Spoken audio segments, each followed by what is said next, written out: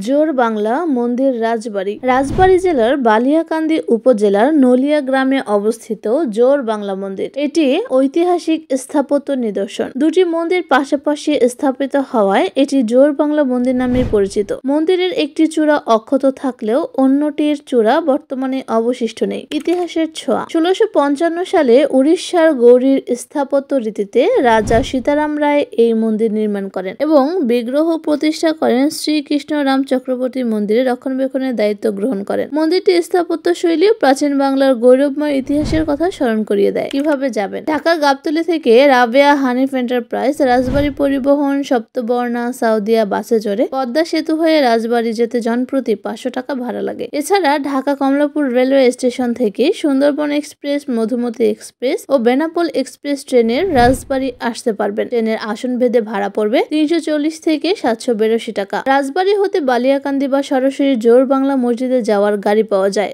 বালিয়াকান্দি থেকে সড়ক পথে জোর বাংলা মন্দিরের দূরত্ব মাত্র 40 কিলোমিটার। বালিয়াকান্দি বাস স্ট্যান্ড থেকে ইজি বাইক, বাস অথবা স্থানীয় যে কোনো পরিবহনে চড়ে জামালপুর ইউনিয়নের নলিয়া গ্রামে অবস্থিত জোর বাংলা মন্দিরে যেতে পারবেন। ভিডিওটি ভালো লাগলে চ্যানেলটি সাবস্ক্রাইব করুন, লাইক, কমেন্ট এবং শেয়ার করে পাশেই থাকুন। ধন্যবাদ।